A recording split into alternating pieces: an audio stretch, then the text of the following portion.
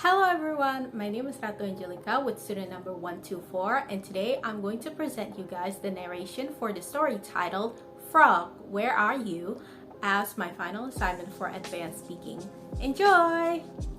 Once upon a summer's night, a boy and his pet dog were admiring a frog that he had caught that afternoon. The boy put the frog in a jar and he was admiring it, and the dog was curious about it too.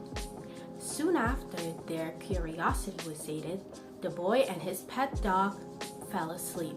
The dog fell asleep at the end of the bed, but while they were sleeping, the frog suddenly jumped out of the jar and escaped into the unknown. When the sun had come out from its hiding place, the boy and his pet dog were woken up to an empty jar. Of course, the boy and the frog looked sad and confused as to where the frog had gone. So looking around their room, they started looking for the frog. Maybe the frog was under one of his stools? There was nothing on it. Maybe the frog was hiding inside of one of the boy's big boots? There was nothing there too.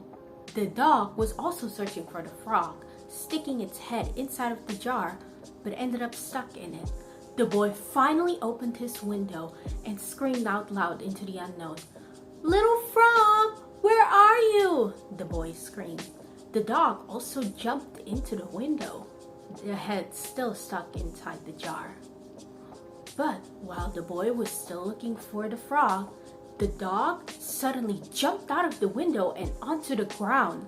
It hit its head onto the ground, and so the jar that its head was stuck in suddenly broke into pieces. The boy panicked. He put on his boots and jumped out of the window too, picked up his dog to make sure that it was safe. And it was. Desperate to find the frog, the boy finally ventured into the edge of the forest near his house. There, he found 3 places: a ground that has a hole in it, a tree trunk that has a hole inside of it, and a tree that has a bee's nest, a beehive, sticking from one of its branch. The boy started investigating the hole on the ground first, peeking into it, screaming the same phrase, "Little frog, are you there?" There was nothing, but something was moving. While he was doing it, his dog was fascinated by the beehive and started shaking and jumping up into the tree to catch or maybe disturb the bees inside of the beehive. The dog started pushing the tree, shaking the beehive, but while he was doing it, a ferret suddenly jumped out of the hole that the boy was investigating in. The boy was shocked and he fell onto the ground. The boy finally moved onto the large tree with a hole inside of its trunk. In there, he was also still looking for the frog, screaming the same phrase, "Little frog, are you in there?" He found nothing. But the dog, he finally pushed the tree too hard that the beehive fell. The bees inside the beehive went mad and started chasing the dog. The boy paid them no mind because as he was looking for the frog, an owl suddenly flew out of the hole in the trunk. Of course, startled by it, the boy fell and landed on the ground. The owl chased the boy until the boy stumbled upon a huge rock. Without nowhere left to run, the boy raised one arm to shield himself, hoping that the owl wouldn't attack him. And the owl didn't. Instead, it flew around and settled onto one of the branches on one of the trees. The dog was hiding somewhere from the bees, obviously. But then, without nowhere left to run, the boy started climbing the rock and settled on what he thought was a snap branch.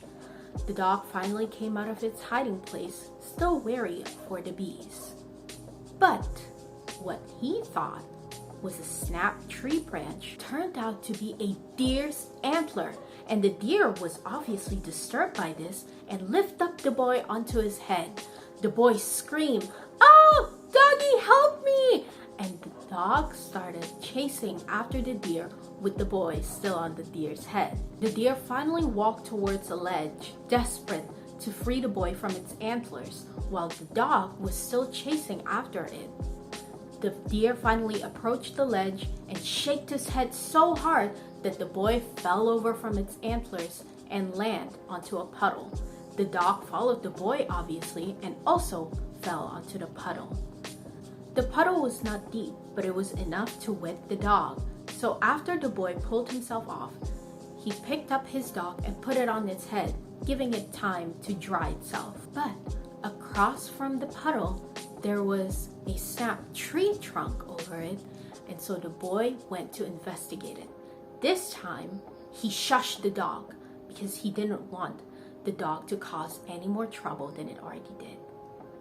And as he climbed the tree trunk, he saw two frogs, one seemingly the male frog from its size, and one the female frog. It wasn't the frog that he was looking for, so he was just admiring the frog couple.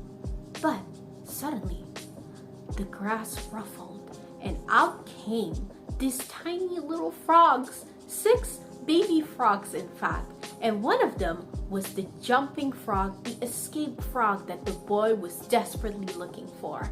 And so the boy picked the escaped frog onto his hands and said goodbye to its frog parents and went back to their home. The end.